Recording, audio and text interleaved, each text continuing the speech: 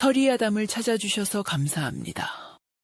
항상 건강하시고 좋은 일만 가득하시길 기원할게요. 지금 구독하시고 바로 오늘 야담 들어보시죠. 해가 뉘엿뉘엿 서산으로 넘어갈 무렵 파장을 맞은 남원 장터는 하루의 마지막 흥분으로 들끓고 있었습니다.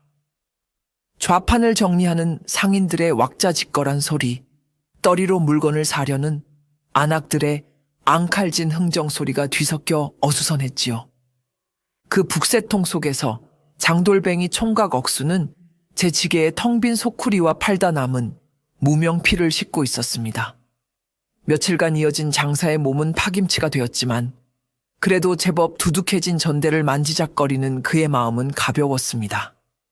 보찜을 다 꾸리고 막 몸을 일으키려던 그의 눈에 기이한 광경 하나가 들어왔습니다.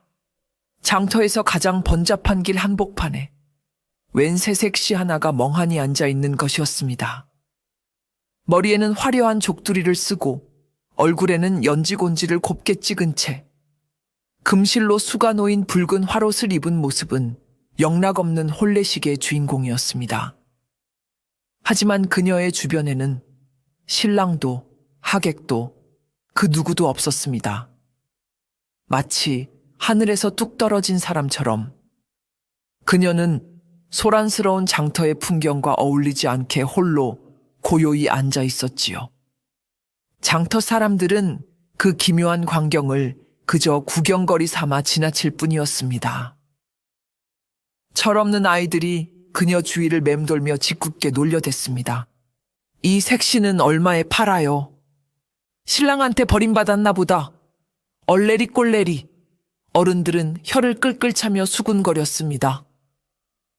어느 집안이 풍비박산이 났길래 저리고 온 새색시를 장터에 내버려 둔단 말인가? 필시 무슨 몹쓸 사연이 있겠지. 괜히 엮여서 좋을 것 없네. 억수 역시 처음에는 그저 무심하게 그녀를 지나치려 했습니다. 전국 팔도를 떠도는 장돌뱅이 신세에 남의 사정까지 헤아릴 여유는 없었으니까요. 하지만 그의 발걸음은 차마 떨어지지 않았습니다. 넋이 나간 듯 초점 없는 눈으로 허공을 응시하는 새색시의 얼굴에 아주 깊고 서러운 그늘이 드리워져 있었기 때문입니다. 그 모습이 어릴 적 부모를 잃고 홀로 세상에 내던져졌던 자신의 처지와 겹쳐 보였기 때문일지도 모릅니다. 시간은 흘러 장터의 소음은 잦아들고 사람들은 하나둘 제 집으로 돌아갔습니다. 땅거미가 짙게 깔리고 장터에는 스산한 저녁 바람만이 맴돌았지만 새색시는 여전히 그 자리에 미동도 없이 앉아 있었습니다. 그녀를 데리러 오는 사람은 아무도 없었습니다. 결국 억수는 참지 못하고 발걸음을 돌렸습니다. 그는 성큼성큼 새색시 앞으로 다가가 퉁명스러운 말투로 말을 걸었지요. 그의 무뚝뚝함은 오랜 떠돌이 생활이 만들어준 서툰 상냥함이었습니다. 보시오, 새색시. 해가 다 졌는데 어찌 이러고만 있소? 댁이 어디시오? 밥은 먹었소? 하지만 새색시는 아무런 대답이 없었습니다. 마치 그의 목소리가 들리지 않는 사람처럼 그녀는 여전히 텅 빈 눈으로 먼 곳만을 바라볼 뿐이었습니다. 억수는 머리를 긁적이며 다시 한번 물었지만 돌아오는 것은 침묵뿐이었습니다. 쯧쯧 딱하게 됐구먼. 이대로 그녀를 장터 한복판에 내버려 두고 갈 수는 없는 노릇이었습니다. 밤이 깊어지면 주정뱅이나 왈패들이 무슨 짓을 할지 모르는 일이었습니다. 억수는 잠시 깊은 고민에 빠졌습니다. 관아에 데려다 줄까 생각해 보았지만 사연도 모르는 처자를 관아에 넘기는 것은 괜한 오해를 살 수 있었습니다. 주모에게 맡기자니 오늘 밤 당장 다음 장터가 열리는 곡성으로 떠나야 할 길이 바빴습니다. 에라, 모르겠다. 억수는 큰 한숨을 한번 내쉬더니 아주 기막힌 결정을 내렸습니다. 그는 자신의 등 뒤에 맨 지게를 내려놓았습니다. 그리고는 새색 씨의 겨드랑이에 팔을 넣어 끙차 하는 소리와 함께 그녀를 번쩍 들어 올렸습니다. 새색 씨는 놀라거나 저항하지 않고 그저 힘없는 인형처럼 그의 손에 들려 올라왔지요. 억수는 지게의 짐바디 부분에 집단을 두툼하게 깐 뒤 그 위에 새색 씨를 조심스럽게 앉혔습니다. 그리고는 보찜을 그 앞에 놓아 그녀가 떨어지지 않도록 단단히 고정했습니다. 순식간에 그의 지게는 세상에 단 하나뿐인 새색 씨 전용 가마가 된 셈이었습니다. 묵직하기는 억수는 지게를 어깨에 둘러매며 투덜거렸습니다. 지게에 실린 새색 씨의 무게가 그의 고된 장돌뱅이 인생의 무게만큼이나 묵직하게 느껴졌습니다. 그는 어둠이 내린 장터를 등지고 곡성으로 향하는 밤길을 걷기 시작했습니다. 내 이럴 줄 알았으면 오늘 장터에서 소쿠리 대신 가마를 팔아볼 걸 그랬군. 그의 퉁명스러운 혼잣말이 어둠 속으로 흩어졌습니다. 그렇게 무뚝뚝한 장돌뱅이 총각과 말 못하는 새색 씨의 기막힌 동행은 시작되고 있었습니다. 실려가는 동안에도 새색 씨는 단 한마디 말도 작은 몸짓 하나도 없었습니다. 그녀는 그저 길게 늘어뜨린 명주치마 자락을 꼭 쥔 채 억수의 넓은 등만을 묵묵히 바라볼 뿐이었습니다. 억수는 뒤통수에 느껴지는 그녀의 시선에 괜히 목덜미가 뻣뻣해지는 것 같았지만 애써 모른 척 앞만 보고 걸었습니다. 밤이 깊어지자 두 사람은 길가에 있는 작은 주막에 들렀습니다. 주모는 지게에 고운 색시를 태우고 들어서는 억수를 보고는 눈이 휘둥그레졌지요. 아니, 억수 총각, 장가라도 들었는가? 지게에 색시를 다 태우고 다니고 이게 무슨 일인가? 억수는 주모의 짓궂은 질문에 그런 거 아니니 방이나 2개 내주시오. 라며 퉁명스럽게 대답했습니다. 그는 혹시나 모를 오해를 막기 위해 자신의 방과 새색 씨의 방을 따로 잡는 세심함을 보였습니다.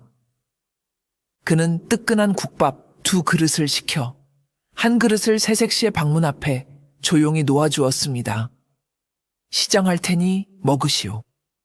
문 밖에서 들려오는 그의 무뚝뚝한 목소리에 방 안에 있던 새색 씨의 어깨가 작게 움찔했습니다.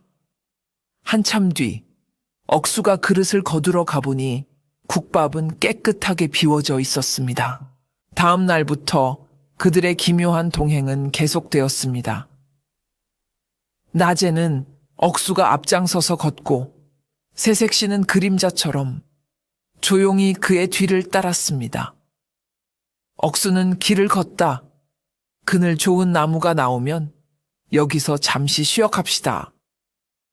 라며 먼저 자리를 잡았고 목이 마를 새라 시원한 샘물을 떠다 주기도 했습니다. 그는 말을 거는 대신 행동으로 묵묵히 그녀를 챙겼습니다. 새색 씨 역시 조금씩 변해가고 있었습니다. 처음에는 그저 인형처럼 끌려다니기만 하던 그녀가 이제는 억수가 잠시 쉬어갈 때면 조용히 다가와 그의 헝클어진 보찜을 가지런히 정리해주곤 했습니다.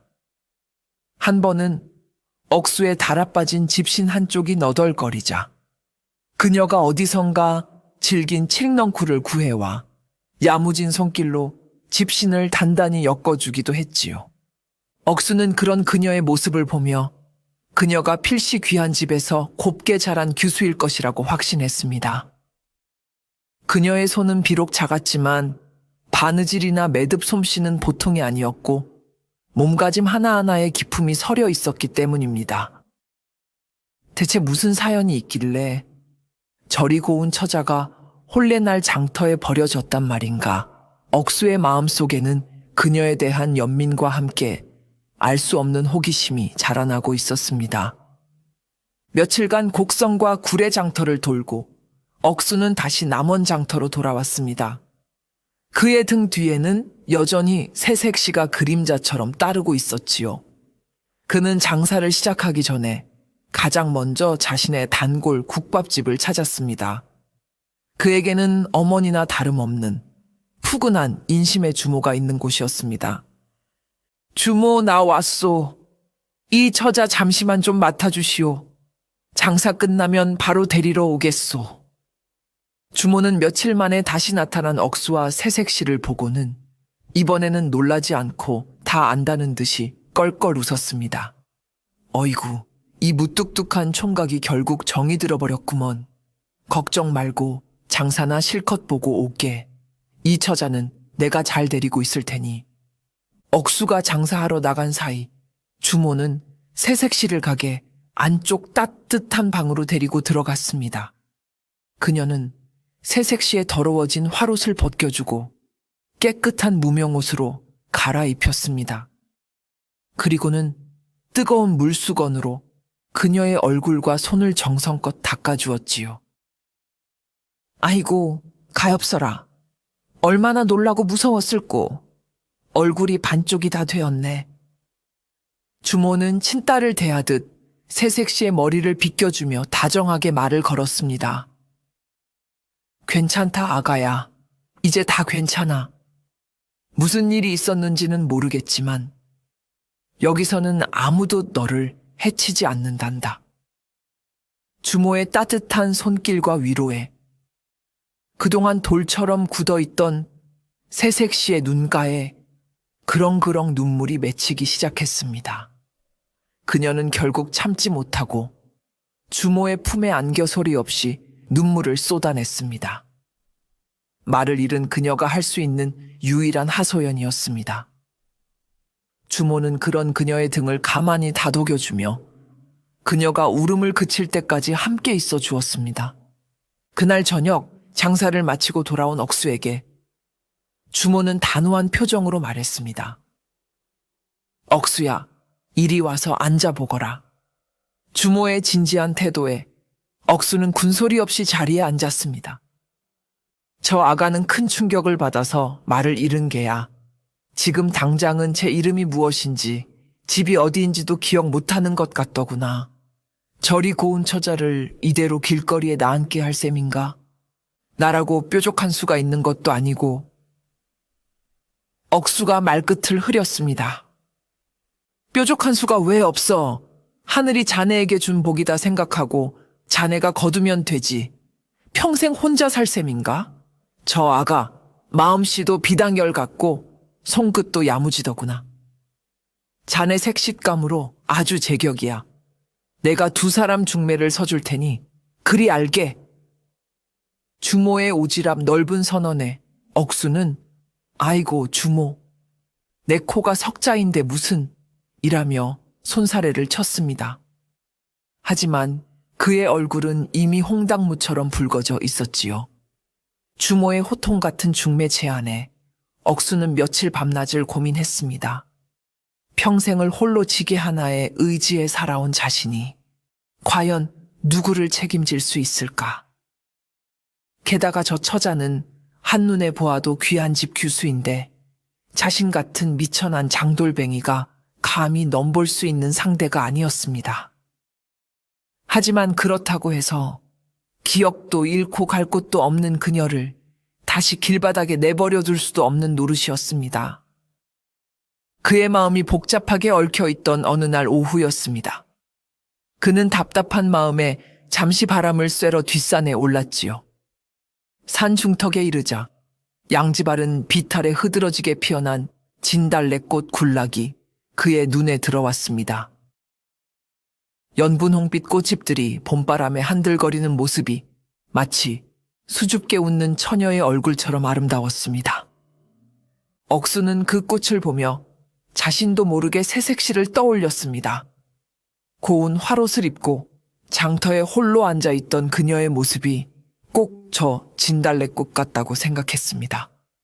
화려하지만 어딘지 모르게 서럽고 아름답지만 가녀린 모습. 그 순간 억수는 결심을 굳혔습니다. 그는 산에서 가장 곱게 핀 진달래꽃 한 가지를 꺾어 들고 집으로 돌아왔습니다. 방 안에서 조용히 바느질을 하고 있던 새색 씨는 그가 불쑥 내민 꽃가지를 보고는 의아한 표정으로 고개를 들었지요. 억수는 평생 해본 적 없는 낯간지러운 행동에 얼굴이 화끈거려 말문이 막혔습니다.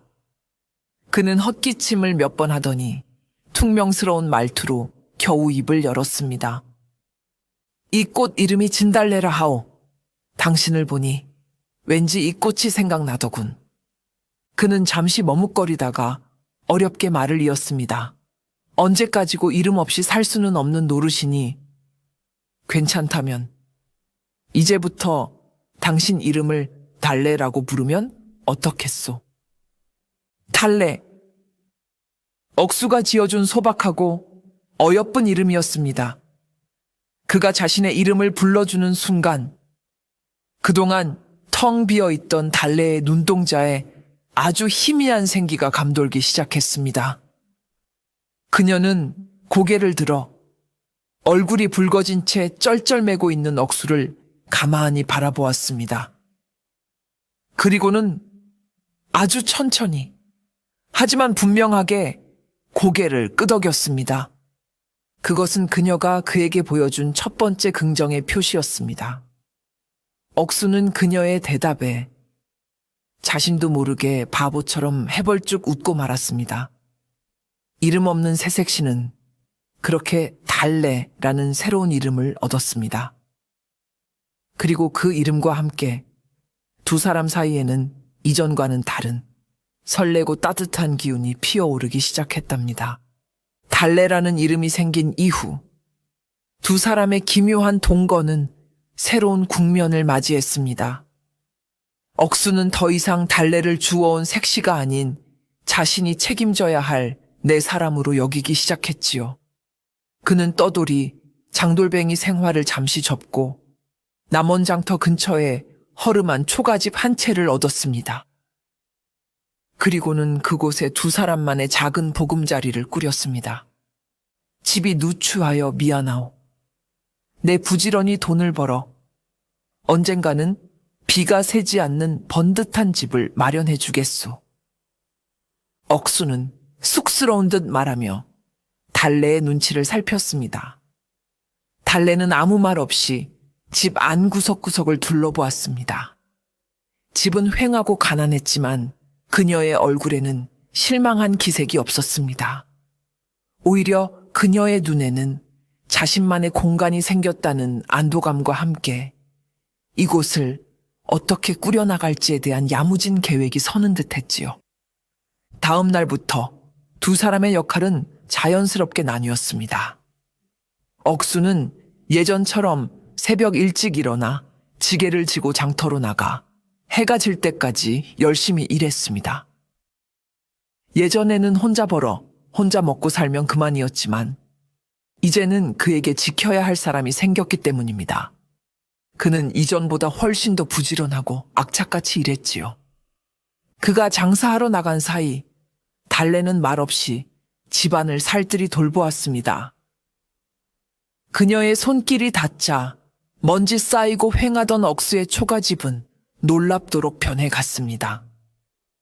그녀는 산에서 쑥을 캐와 낡은 벽에 틈을 메웠고 들꽃을 꺾어와 작은 톡이 병에 꽂아두었습니다. 찢어진 창호지는 정성껏 기워 발랐고 삐걱거리는 살인무는 칡넝쿨로 단단히 동여매었지요. 그녀의 솜씨는 음식에서도 빛을 발했습니다. 억수가 벌어온 얼마 안 되는 돈과 텃밭에서 직접 키운 몇 가지 채소만으로도 그녀는 맛깔스러운 밥상을 차려냈습니다. 그녀가 끓인 구수한 된장찌개와 정갈한 나물 반찬은 억수가 평생 먹어본 그 어떤 음식보다도 맛있었습니다. 억수는 매일 저녁 일을 마치고 집으로 돌아오는 길이 설레고 기다려졌습니다. 문을 열면 자신을 기다리는 따뜻한 온기와 맛있는 밥 냄새, 그리고 조용히 미소 짓는 달래가 있었기 때문입니다. 그는 태어나 처음으로 가정이라는 울타리가 주는 평온함과 행복을 느끼고 있었습니다. 달래 역시 마찬가지였습니다. 비록 말은 하지 않았지만 그녀의 얼굴에는 날이 갈수록 생기가 돌았습니다. 장마가 시작될 무렵이었습니다. 며칠 동안 쉬지 않고 쏟아지는 비에 남원 장터는 개점 휴업 상태나 다름없었지요. 억수 역시 며칠째 장사를 나가지 못하고 처마 밑에 앉아 굳은 비가 내리는 하늘만 멍하니 바라보고 있었습니다. 그의 마음은 잿빛 하늘처럼 무겁게 가라앉아 있었지요. 당장 며칠 먹을 양식은 있었지만 비가 계속된다면 앞으로의 생계가 막막했기 때문입니다. 그러던 어느 날 오후, 거짓말처럼 비가 잠시 멎고 해가 반짝 났습니다. 억수는 이때다 싶어 잠깐 장터 좀 보고 오겠소. 라며 급하게 집을 나섰습니다. 혹시라도 급하게 필요한 물건이 있는 사람이 있을지도 모른다는 생각에서였지요. 하지만 그의 기대와는 달리 장터는 텅 비어 있었고 그는 허탕만 친 채 집으로 돌아와야 했습니다. 설상가상으로 집으로 돌아오는 길에 갑자기 하늘에 구멍이라도 뚫린 듯 앞이 보이지 않을 정도의 장대비가 다시 쏟아지기 시작했습니다. 억수는 비를 피할 곳도 없이 온몸이 물에 빠진 생쥐꼴이 되어 겨우 집으로 돌아왔습니다. 에이, 재수 없는 날이군. 그는 축축한 옷을 벗으며 투덜거렸습니다. 며칠째 이어진 허탕과 궂은 날씨에 그의 마음은 잔뜩 날카로워져 있었지요. 그때 방 안에 있던 달래가 조용히 다가왔습니다. 그녀의 손에는 잘 마른 무명 수건과 김이 모락모락 나는 그릇 하나가 들려 있었습니다. 달래는 말없이 수건으로 억수의 젖은 머리를 닦아주었습니다. 그리고는 그를 따뜻한 아랫목으로 이끌어 앉혔지요. 그녀가 내민 그릇 안에는 곱게 쏜 하얀 쌀죽이 담겨 있었습니다. 아마도 며칠 남지 않은 쌀을 아껴 비를 맞고 돌아올 자신을 위해 미리 쑤어놓은 모양이었습니다. 억수는 아무 말 없이 달래가 내민 죽 그릇을 받아들었습니다. 따뜻한 온기가 손을 통해 얼어붙었던 그의 마음까지 전해지는 듯 했습니다. 그는 허겁지겁 죽을 떠먹기 시작했습니다. 특별한 반찬 하나 없는 쌀죽이었지만 그 어떤 진수성찬보다도 달고 맛있었습니다. 안에 따뜻한 마음이 담겨 있었기 때문이겠지요. 억수가 죽 그릇을 깨끗이 비우고 그릇을 내려놓는 순간이었습니다. 그의 곁에 조용히 앉아있던 달래가 아주 작고 가녀린 목소리로 하지만 분명하게 입을 열었습니다. 고맙습니다. 그것은 그녀가 억수를 만난 이후 처음으로 내뱉은 말이었습니다. 모기소리처럼 작은 한마디였지만 그 말은 억수의 귀에 천둥소리처럼 크게 울렸습니다. 억수는 너무 놀라 손에 들고 있던 숟가락을 떨어뜨릴 뻔했지요. 그는 고개를 들어 달래를 바라보았습니다. 그녀는 수줍은 듯 고개를 숙이고 있었지만 그녀의 맑은 눈에는 진심 어린 감사의 마음이 가득 담겨 있었습니다. 억수의 거칠고 무뚝뚝한 심장이 난생 처음으로 쿵 하고 크게 내려앉았습니다. 굳은 비와 허탕친 장사로 인해 우울했던 그의 마음이 달래의 그 따뜻한 한마디에 봄눈 녹듯 스르륵 녹아내리는 듯 했습니다. 그는 아무 대답도 하지 못하고 그저 멍하니 그녀를 바라볼 뿐이었습니다. 달래가 말을 되찾고 두 사람의 초가집에 웃음소리가 피어나기 시작할 무렵 그들의 소박한 행복을 시기하는 불청객이 나타났습니다. 그자는 바로 남원 일대에서 모르는 사람이 없는 악독한 세도가 허판교였습니다.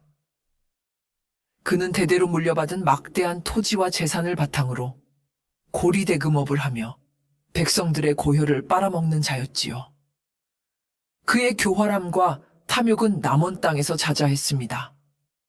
달래의 미모는 아무리 깊은 산골에 숨어 산다 해도 쉬이 가려지는 것이 아니었습니다. 장돌뱅이 억수가 장터에서 주워온 처자가 있는데 그 미모가 웬만한 기생은 명함도 못 내밀 정도라더라 하는 소문이 꼬리에 꼬리를 물고 남원 바닥에 파다하게 퍼졌고 마침내 여색을 밝히는 허판교의 귀에까지 들어간 것입니다. 호기심이 동한 허판교는 어느 날 장터에 행차한다는 핑계를 대고 일부러 억수의 집 근처를 지나갔습니다. 마침 마당에서 빨래를 널고 있던 달래의 모습을 본 순간 허판교는 저도 모르게 침을 꿀꺽 삼켰습니다. 소문은 결코 과장이 아니었습니다. 수수한 무명옷 차림에도 불구하고 그녀에게서는 눈부신 광채가 나는 듯 했습니다. 특히 순수하면서도 어딘지 모르게 기품이 서려 있는 그녀의 자태는 그가 이제껏 겪어본 그 어떤 여인에게서도 찾아볼 수 없는 매력이었지요. 저런 절세미인이 감히 저 천한 장돌뱅이 놈과 함께 살고 있단 말인가. 실로 아까운 일이로다. 저런 보물은 마땅히 나 같은 사람의 곁에 있어야지. 허판교의 탐욕스러운 눈이 번뜩였습니다. 그는 달래를 손에 넣기로 마음먹었습니다. 미천한 장돌뱅이 하나쯤 처리하고 힘없는 처자 하나를 빼앗는 것은 그에게는 식은 죽 먹기보다 쉬운 일이었습니다. 그는 즉시 하인들을 시켜 억수와 달래의 뒷조사를 하기 시작했습니다. 그리고는 그들을 올가맬 비열한 계략을 꾸미기 시작했지요. 검은 욕망의 그림자가 두 사람의 소박한 행복 위로 서서히 드리워지고 있었습니다. 며칠 뒤 허판교는 보란듯이 하인 몇을 거느리고 억수의 초가집을 찾아왔습니다. 그는 마치 제 집 안방이라도 들어온 것처럼 마루에 거만하게 걸터앉아 억수를 불러냈지요. 네가 억수라는 놈이냐? 듣자 하니 내년이 데리고 사는 계집의 미모가 제법이라 하더구나. 허판교는 노골적인 말투로 마치 물건을 흥정하듯 말을 꺼냈습니다. 억수는 그의 무례함에 불쾌했지만 상대는 남원의 실세인 허판교였습니다. 그는 애써 분을 사귀며 공손하게 대답했지요. 무슨 연유로 찾아오셨습니까, 나리? 허판교는 비웃음을 흘리며 품에서 묵직한 돈주머니 하나를 꺼내 억수의 발치에 툭 던졌습니다. 내가 큰 인심을 쓰마. 이 돈이면 너 같은 놈이 평생 만져보지도 못할 큰 돈이다. 이 돈을 줄 터이니 네가 데리고 있는 그 계집을 내게 넘기거라. 내 첩으로 삼아 호강시켜주겠다. 그 순간 억수의 눈빛이 차갑게 변했습니다. 그의 온몸에서 들끓는 분노가 뿜어져 나왔지만 그는 목소리를 낮게 깔고 단호하게 말했습니다. 나리, 잘못 짚으셨습니다. 그 사람은 나리가 돈으로 사고 팔 수 있는 물건이 아닙니다. 허판교는 억수가 감히 자신의 제안을 거절하자 얼굴이 불그락푸르락해졌습니다. 뭐시, 내 이놈 감히 내 앞에서 버티는 것이냐. 천한 장돌뱅이 놈이 분수도 모르고 분수를 모르는 것은 나리가 아니십니까? 억수는 마침내 참았던 분노를 터뜨렸습니다. 그는 더 이상 고개를 숙이지 않았습니다. 허리를 꼿꼿이 펴고 허판교의 눈을 똑바로 마주보며 소리쳤지요. 그 사람은 제 아내가 될 사람입니다. 제 목에 칼이 들어와도 절대 제 사람을 나리께 넘길 수는 없습니다. 그러니 이 돈은 도로 가져가십시오. 억수의 단호한 저항에 허판교는 잠시 말문이 막혔습니다. 늘 자신의 권력과 돈 앞에 벌벌 떨던 천한 것들만 보아오다가 이처럼 당당하게 맞서는 놈은 처음이었기 때문입니다. 분노는 이내 서늘한 살기로 변했습니다. 네 이놈, 네가 오늘 죽고 싶어 환장을 했구나. 좋다. 네가 네 발로 복을 걷어찼으니 후회하게 만들어주마. 저 계집을 내 손에 넣고야 말 테니 그리 알거라. 허판교는 악담을 퍼부으며 자리를 털고 일어났습니다. 그는 떠나면서 마당 한 구석에서 겁에 질려 떨고 있는 달래를 음흉한 눈으로 한번 훑어보는 것을 잊지 않았지요. 억수는 주먹을 불끈 쥐었습니다. 이제 피할 수 없는 싸움이 시작되었음을 직감했습니다. 그는 사랑하는 여인을 지키기 위해 거대한 권력과 맞서 싸워야 할 운명에 놓인 것입니다. 억수의 완강한 저항에 독이 오른 허판교는 본격적으로 두 사람을 올가맬 계략을 꾸몄습니다. 그는 먼저 달래의 정체를 알아내기 위해 한양에까지 연주를 대어 뒷조사를 시작했지요. 그저 평범한 시골 처녀라면, 저 장돌뱅이 놈만 처리하면 그만이다. 하지만 만에 하나 귀찮은 뒷배경이라도 있다면 그의 계략은 언제나 치밀하고 교활했습니다. 며칠 후 한양에서 돌아온 하인이 허판교에게 놀라운 사실을 보고했습니다. 달래의 본명은 이채령으로 몰락한 남인 세력의 핵심이었던 이 대감의 고명딸이라는 것이었습니다. 그리고 그녀는 지금 한양에서 나는 새도 떨어뜨린다는 권세가 윤참판 댁의 며느리가 될 몸이었다는 사실까지 밝혀냈습니다. 허판교는 무릎을 탁 쳤습니다. 그럼 그렇지. 어쩐지 기품이 남다르다 했어. 하지만 이야기는 거기서 그치지 않았습니다. 그런데 날이 이상한 점이 있습니다. 이채령 아씨가 혼례를 치르기로 한 바로 그날, 그녀의 친정인 이 대감 댁이 영모죄에 휘말렸다는 고변이 갑자기 들어갔다고 합니다. 영모? 허판교의 눈이 번뜩였습니다. 예. 그런데 그 고변이 결국 무고로 밝혀졌지만 그 소동이 벌어지는 사이 혼례는 이미 파기되었다고 합니다. 냉혹하기로 소문난 윤참판이 가문의 해가 될까 두려워 며느리가 될 아씨를 혼례식 당일 수행원 몇 명만 붙여 멀리 남원으로 보내버렸다는 것입니다. 아마도 남원 땅에 조용히 숨어 살게 하려던 모양인데 그 수행원들이 아씨를 버리고 도망친 것 같습니다. 모든 퍼즐 조각이 맞춰지는 순간이었습니다. 달래가 왜 그토록 고운 혼례복을 입고 장터 한복판에 홀로 버려져 있었는지, 왜 그토록 큰 충격을 받아 말과 기억을 잃었는지, 그 모든 비밀이 풀린 것입니다. 허판교는 교활한 미소를 지었습니다. 그는 이 사실을 달래를 손에 넣는 데 이용하기로 마음먹었습니다. 영모에 휘말렸던 집안의 딸, 시댁될 집안에서조차 버림받은 처지, 그녀는 이제 그 누구의 보호도 받을 수 없는 외로운 섬과 같은 존재였습니다. 잘 되었구나. 아주 잘 되었어. 허판교는 달래의 아픈 과거를 자신의 추악한 욕망을 채우기 위한 가장 좋은 무기로 사용하기로 결심했습니다.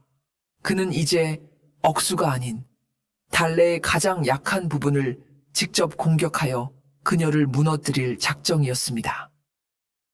그의 비열한 계략은 한 여인의 씻을 수 없는 상처를 다시 한번 후벼팔 준비를 하고 있었습니다. 허판교는 다음 날 보란듯이 관아의 포졸 몇을 대동하고 다시 억수의 집을 찾아왔습니다. 그는 이번에는 억수를 상대하지 않았습니다. 대신 마당에 서 있는 달래를 향해 모든 것을 다 안다는 듯한 오만한 표정으로 말했지요. 이채령 아씨, 아니 이제는 달래라고 불러야 하나?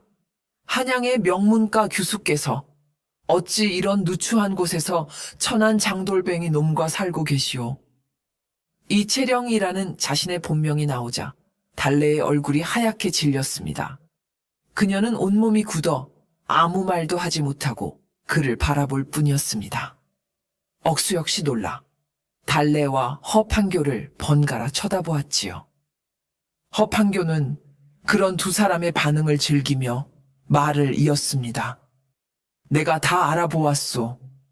아씨의 집안이 영모에 휘말렸었다는 것도, 윤참판 댁에서 파혼당하고 이곳 남원 땅에 버려졌다는 것도 말이오. 아씨, 당신은 이제 역적의 딸로 낙인 찍힌 몸이오. 저 미천한 장돌뱅이 놈이 과연 당신을 지켜줄 수 있을 것 같소. 허판교의 말은 비수처럼 달래의 가슴에 꽂혔습니다. 그녀가 그토록 잊고 싶었던 끔찍한 과거, 그녀를 올가매던 악몽이었습니다. 나에게 오시오. 내 첩이 된다면 내가 당신의 과거를 모두 덮어주고 아무도 당신을 손가락질하지 못하게 지켜주겠소. 하지만 끝까지 저놈을 택한다면 나는 당장 관아에 당신이 역적의 딸임을 고발하여 저놈까지 역적의 무리로 엮어버릴 것이오. 선택은 당신의 몫이오. 그것은 회유가 아닌 명백한 협박이었습니다. 달래는 온몸이 사시나무 떨듯 떨렸습니다. 자신 때문에 자신을 구해준 유일한 사람인 억수까지 위험에 빠뜨릴 수는 없었습니다. 그날 밤 달래는 억수 앞에 무릎을 꿇고 마침내 자신의 모든 과거를 털어놓았습니다. 행복해야 할 혼례 날, 한순간에 나락으로 떨어졌던 절망의 순간, 믿었던 정혼자 집안의 냉혹한 배신, 그리고 남원 장터에 버려져 모든 기억을 잃었던 끔찍했던 시간까지. 그녀는 그동안 가슴속에 묻어두었던 모든 이야기를 눈물과 함께 쏟아냈습니다. 저는 역적의 딸로 낙인 찍힌 불길한 몸입니다. 저 때문에 날이 꽤 큰 해가 될 것입니다. 부디 저를 버리고 멀리 떠나십시오. 이 은혜는 저승에 가서라도 잊지 않겠습니다. 달래는 흙바닥에 이마를 대고 울며 애원했습니다. 그녀는 억수를 지키기 위해 기꺼이 자신을 희생하려 한 것입니다. 달래의 눈물 어린 고백을 듣는 동안 억수는 말없이 주먹만 꽉 쥐고 있었습니다. 그의 얼굴에는 분노와 슬픔, 그리고 알 수 없는 결의가 뒤섞여 있었지요. 그는 달래가 겪었을 끔찍한 고통과 절망을 생각하니 심장이 갈갈이 찢어지는 듯 했습니다. 동시에 힘없는 여인에게 그토록 잔인한 짓을 한 세상과 그녀의 약점을 이용하려는 허판교에 대한 참을 수 없는 분노가 치밀어 올랐습니다. 달래가 모든 이야기를 마치고 자신을 버리고 떠나달라며 애원했을 때 억수는 마침내 입을 열었습니다. 그의 목소리는 낮고 거칠었지만 그 어떤 말보다도 단단하고 믿음직스러웠습니다. 일어나시오. 그는 무릎 꿇은 달래의 팔을 잡아 부드럽지만 단호하게 일으켜 세웠습니다. 그리고는 그녀의 눈물을 손으로 닦아주며 말했지요. 왜 우시오? 당신은 역적의 딸이 아니오. 내게는 그저 내가 장터에서 만난, 내가 이름을 지어준 내 사람 달래일 뿐이오.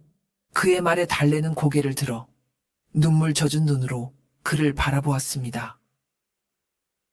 누가 뭐래도 당신은 내 사람이요. 세상이 다 당신에게 돌을 던진다 해도 나는 당신 곁에서 그 돌을 다 막아줄 것이오. 그러니 다시는 나를 떠나라는 그런 슬픈 소리 하지 마시오. 억수는 그녀의 어깨를 굳게 잡고 그녀의 눈을 똑바로 마주보며 말했습니다. 걱정 마시오. 내가 다 막아줄 테니 저 교활한 허판교 놈이든 한양의 높은 양반 나리들이든 그 누가 우리를 방해해도 나는 당신을 끝까지 지켜낼 것이오. 우리 끝까지 같이 갑시다. 그것은 그가 태어나 처음으로 누군가를 위해 자신의 모든 것을 걸겠다고 한 맹세였습니다. 떠돌이 장돌뱅이로 살아오며 단 한 번도 누군가에게 뿌리내리지 못했던 그가 이제 달래라는 여인을 위해 기꺼이 폭풍 속으로 뛰어들기로 결심한 것입니다. 그의 굳건한 약속에 달래는 다시 한번 눈물을 쏟았습니다. 억수와 달래가 서로의 마음을 확인하고 함께 싸워나가기로 결심한 다음 날이었습니다. 허판교는 자신의 제안을 거절한 두 사람에게 본때를 보여주기 위해 마침내 비열한 계략을 실행에 옮겼습니다. 그는 곧장 남원 관하로 달려가 사또에게 달래의 정체를 고발했습니다. 사또 나리, 이 고을에 역적의 무리가 숨어 지내고 있습니다. 한양에서 영모주에 휘말렸던 이 대감의 딸이 신분을 숨긴 채 장돌뱅이 놈과 붙어먹으며 민심을 흉흉하게 만들고 있습니다. 당장 저것들을 잡아들여 국법으로 엄히 다스려야 합니다. 허판교는 마치 나라를 걱정하는 충신인 양 목청을 높여 떠들어댔습니다. 남원 사또는 본래 무능하고 탐욕스러운 자라 허판교의 세력에 눌려 지내는 처지였습니다. 그는 허판교의 말에 진위 여부를 따지지도 않고 즉시 포졸들을 풀어 달래를 잡아들이라 명했지요. 그날 오후 관에서 나왔다. 문 열어라. 하는 고함 소리와 함께 대여섯 명의 포졸들이 억수의 초가집으로 들이닥쳤습니다. 그들은 다짜고짜 집 안으로 뛰어들어와 닥치는 대로 살림살이를 부수며 달래를 찾기 시작했습니다. 역적의 딸 이채령은 어디 있느냐? 순순히 나와 관아의 조사를 받으라. 마침 억수는 장작을 패러 뒷산에가 있었고 집에는 달래 혼자 있었습니다. 달래는 공포에 질려 장독대 뒤에 몸을 숨기고 숨을 죽였습니다. 하지만 포졸들은 금세 그녀를 찾아냈고 거친 손길로 그녀의 팔을 잡아 끌어내려 했습니다. 바로 그때였습니다. 어디에 손을 대는 것이냐 하는 벼락 같은 고함 소리와 함께 억수가 도끼를 든 채 나타났습니다. 그는 산에서 내려오다 소란을 듣고 한달음에 달려온 것이었습니다. 그의 눈은 분노로 이글거리고 있었고 그 기세에 포졸들조차 저도 모르게 주춤거렸습니다. 이 사람은 죄가 없다. 죄가 있다면 힘없는 백성을 멋대로 잡아 가두려는 너희들에게 있겠지. 내 아내를 데려가려거든 먼저 나를 베고 가거라. 억수는 도끼를 고쳐잡고 달래의 앞을 가로막아 섰습니다. 포졸들은 잠시 그의 기세에 눌렸지만 이내 칼을 뽑아들고 그를 에워쌌지요. 일촉즉발의 상황. 이때 달래가 억수의 옷자락을 잡아 끌며 속삭였습니다. 서방님, 이러시면 안 됩니다. 힘으로 맞서서는 이길 수 없어요. 어서 도망쳐야 합니다. 달래의 말에 억수는 이성을 되찾았습니다. 그는 도끼를 땅에 던져 포졸들의 시선을 끈 뒤 그 틈을 타 달래의 손을 잡고 집 뒤편에 대나무 숲으로 몸을 날렸습니다. 그렇게 두 사람의 길고 험난한 도주가 시작된 것입니다. 대나무 숲으로 몸을 피한 억수와 달래는 잠시 숨을 돌릴 틈도 없이 필사적으로 달렸습니다. 뒤에서는 포졸들이 저놈들을 잡아라 하고 외치는 소리와 개 짖는 소리가 맹렬하게 따라붙고 있었지요. 이대로 큰 길로 나갔다가는 금세 잡히고 말터였습니다. 바로 그때 억수의 장돌뱅이 경험이 빛을 발했습니다. 그는 전국 팔도를 떠돌며 웬만한 고을의 지리는 손바닥 보듯 꿰고 있었습니다. 특히 세금을 피하거나 왈패들을 따돌리기 위해 장돌뱅이들만이 아는 샛길과 비밀 통로를 많이 알고 있었지요. 이리 오시오. 억수는 달래의 손을 이끌고 사람들이 다니지 않는 험한 산길로 접어들었습니다. 그는 짐승처럼 예민한 감각으로 이끼 낀 바위의 방향과 나뭇가지의 모양을 보며 길을 찾아 나아갔습니다. 한참을 달려 그들은 좁은 동굴 앞에 다다랐습니다. 억수는 달래를 먼저 안으로 들여보내고 동굴 입구를 넝쿨과 나뭇가지로 위장하여 완벽하게 가렸습니다. 얼마 지나지 않아 포졸들이 횃불을 들고 그들 바로 앞을 지나갔지만 동굴의 존재를 전혀 눈치채지 못하고 지나쳐갔습니다. 위기를 넘긴 두 사람은 그날 밤 동굴에서 뜬 눈으로 밤을 새웠습니다. 앞으로 어떻게 해야 할지 막막했지요. 억수는 고민 끝에 자신의 인맥을 총동원하기로 결심했습니다. 그는 다음 날 새벽 달래를 안전한 곳에 숨겨두고 홀로 곡성 장터로 향했습니다. 그리고는 그곳에서 장사를 하고 있는 오랜 친구이자 장돌뱅이 패거리의 정보통인 마서방을 찾아갔습니다. 억수에게 자초지종을 전해 들은 마서방은 의리 있는 사내였습니다. 그는 즉시 다른 장돌뱅이들에게 연락을 돌려 억수를 돕기 위한 작전을 짰습니다. 며칠 뒤 남원관에는 이상한 소문들이 들려오기 시작했습니다. 그 장돌뱅이랑 역적의 딸이 전주 쪽으로 도망쳤다더라. 아니다. 내가 어젯밤에 순창 땅에서 그들을 봤다.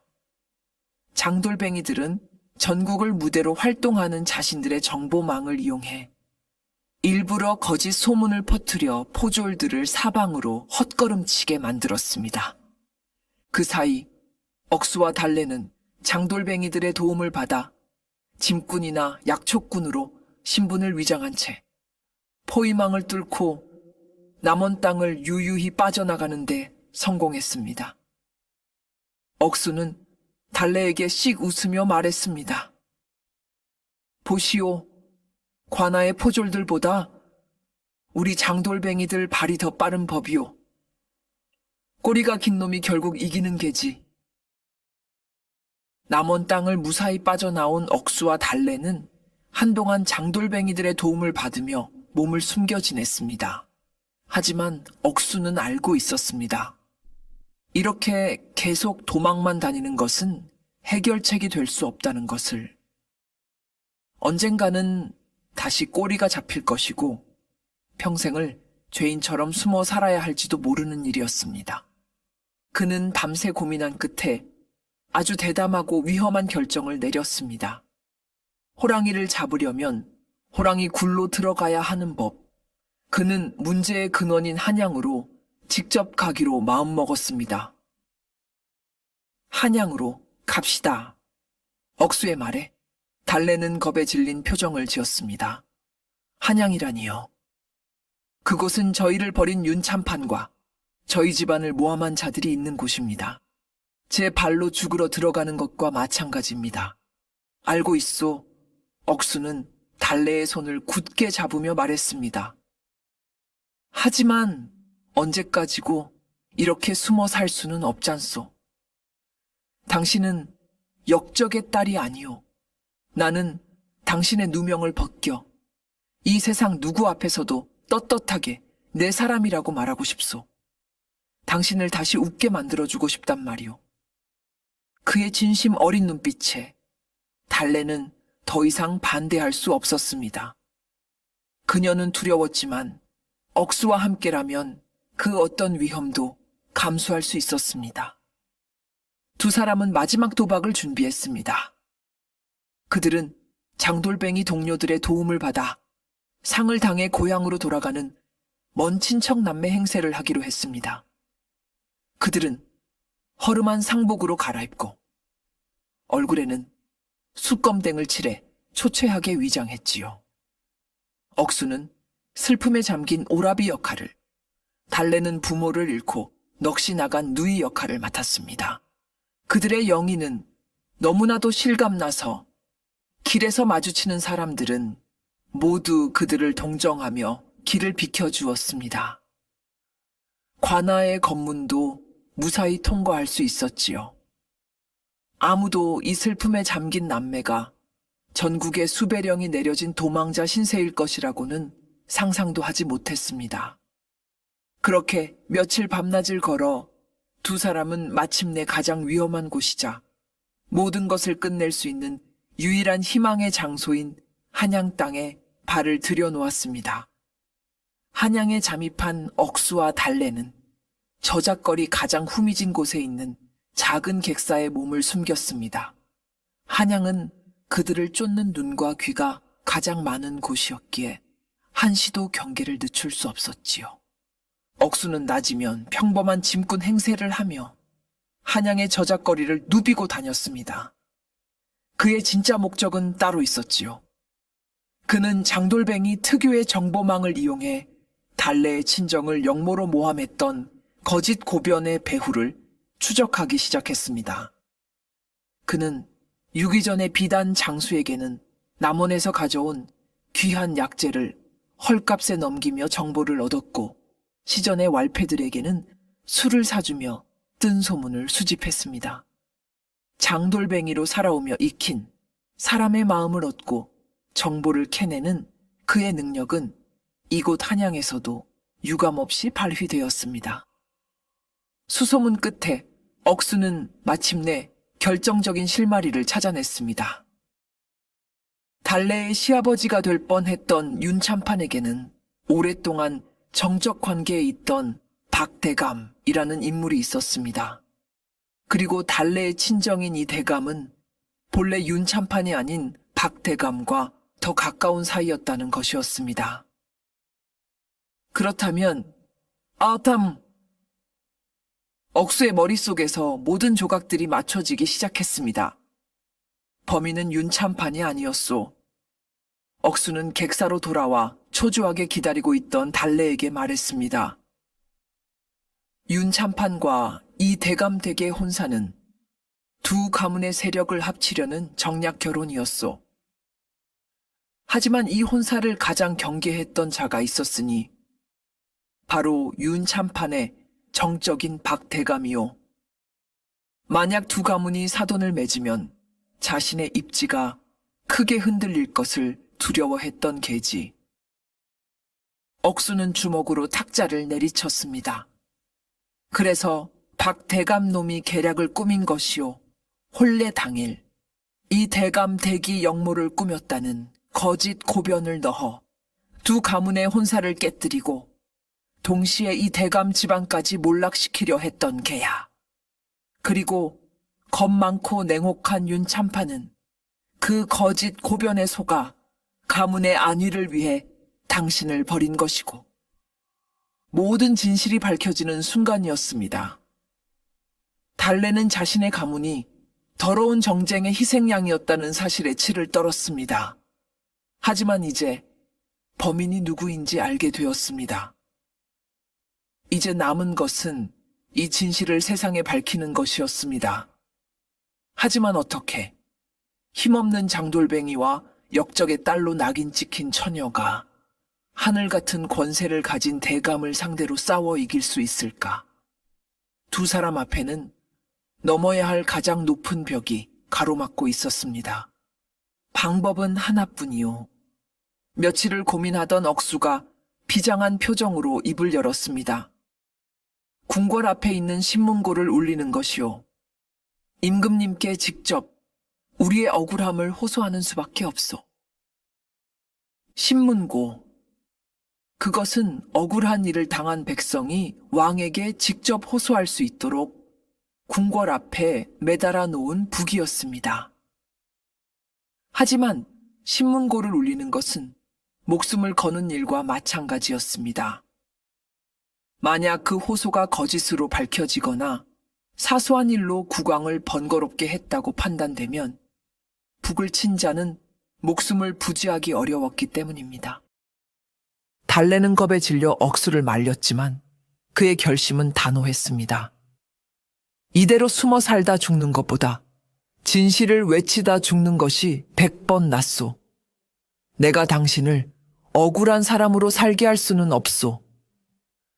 다음 날 새벽 두 사람은 마지막 결전을 치르러 가는 군인처럼 굳은 표정으로 궁궐로 향했습니다. 그들은 상복 차림 그대로 궁궐 문을 지키는 군사들 앞을 지나 신문고가 매달린 누각 아래에 섰습니다. 억수는 심호흡을 한번 하고 북채를 잡았습니다. 그리고는 온 힘을 다해 우렁차게 신문고를 두드렸습니다. 둥둥둥. 고요한 새벽의 정적을 깨는 북소리가 한양 도성 전체에 울려 퍼졌습니다. 궁궐이 발칵 뒤집혔고 금이영 군사들이 순식간에 달려와 두 사람을 에워쌌습니다. 칼과 창이 그들의 목을 겨누었지만 억수는 조금도 두려워하지 않았습니다. 그는 무릎을 꿇고 하늘을 향해 목청껏 외쳤습니다. 전하, 억울함을 고하러 왔나이다. 이 땅에 힘없는 백성이 썩어 빠진 권력가의 농간에 희생되어 죽어가고 있나이다. 그는 그동안 있었던 모든 일을 막힘없이 조리 있게 아뢰기 시작했습니다. 박대감의 비열한 계략, 윤참판의 냉혹한 배신, 그리고 죄 없이 버려진 한 여인의 기구한 사연까지. 그의 호소는 절절했고 그 목소리에는 진실의 힘이 담겨 있었습니다. 억수가 말을 마치자 이번에는 달래가 앞으로 나섰습니다. 그녀는 품에서 작은 칼을 꺼내 자신의 손가락을 베었습니다. 그리고는 하얀 소복 자락을 펼쳐 그 위에 붉은 피로 글씨를 쓰기 시작했지요. 그것은 박대감의 죄를 낱낱이 고발하고 자신의 결백을 주장하는 피로 쓴 혈서였습니다. 결백하옵니다. 한 사내의 우렁찬 외침과 한 여인의 핏빛 절규. 두 사람의 목숨을 건 처절한 호소는 궁궐 담장을 넘어 임금의 귀에까지 당도하고 있었습니다. 신문고를 울린 억수와 달래는 즉시 의금부로 압송되었습니다. 목숨이 경각에 달린 위기였지만 두 사람의 얼굴에는 이상하게도 두려움이 아닌 평온함이 감돌고 있었지요. 할 수 있는 모든 것을 다했다는 후련함이었습니다. 두 사람의 처절한 호소는 그날 아침 어전 회의에 참석한 임금에게도 보고되었습니다. 평소 백성의 소리에 귀 기울이던 현명한 임금은 이 사건에 깊은 관심을 보였습니다. 그는 즉시 가장 강직하기로 소문난 신하를 특사로 임명하여 사건의 진상을 철저히 재조사하도록 명했지요. 왕의 명령이 떨어지자 사태는 급박하게 돌아갔습니다. 의금부의 수사관들은 박대감과 윤참판의 집을 급습하여 샅샅이 뒤졌고 그 과정에서 박대감이 이번 사건을 꾸몄음을 증명하는 결정적인 서찰을 찾아내는데 성공했습니다. 또한 그의 수하들을 잡아들여 고문한 끝에 모든 죄를 자백받기에 이르렀습니다. 모든 진실이 백일해 드러났습니다. 며칠 후 임금의 어전에서 마지막 심판이 열렸습니다. 죄인이 되어 끌려 나온 박대감과 윤참판은 서슬퍼런 임금의 호령 앞에 고개도 들지 못하고 벌벌 떨고 있었지요. 임금은 엄한 목소리로 판결을 내렸습니다. 죄인은 사사로운 정쟁을 위해 무고한 충신을 모함하고 국정을 어지럽혔으니 그 죄가 참으로 무겁다.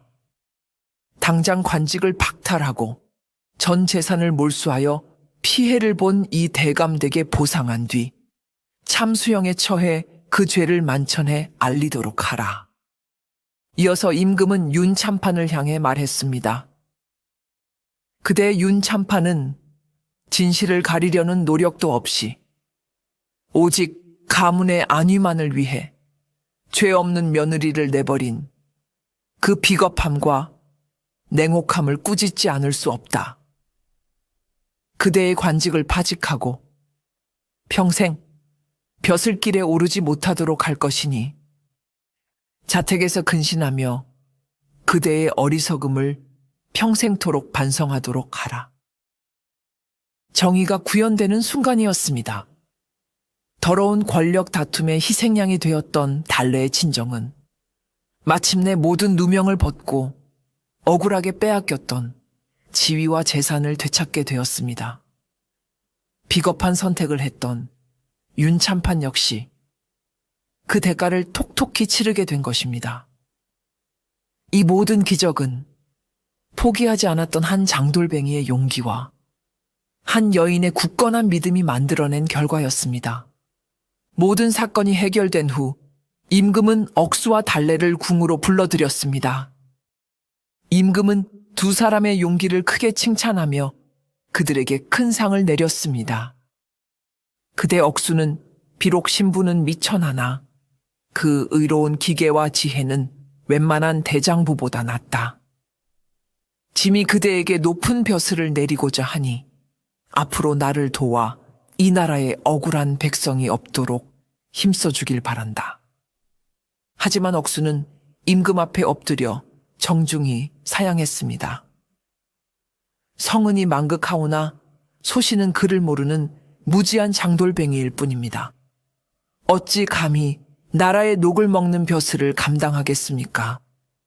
소신에게는 그저 되찾은 제 사람과 함께 고향으로 돌아가 소박하게 살아가는 것만이 유일한 소원이옵니다. 임금은 그의 겸손함과 진솔함에 더욱 감탄하며 그의 뜻을 존중해 주었습니다. 대신 그에게 평생 먹고 살 수 있을 만큼의 많은 상금과 의로운 백성이라는 칭찬이 담긴 교지를 하사했지요. 억수와 달래는 누명을 벗고 감옥에서 풀려난 달래의 친정 부모와 함께 고향인 남원으로 돌아가게 되었습니다. 그들의 귀화는 초라한 도주가 아닌 임금의 교지를 앞쓴 화려한 금의환향이었습니다. 그들이 남원 땅에 들어서자 온 고을이 떠나가라 풍악이 울리고 사람들이 길가에 나와 그들을 맞이했습니다.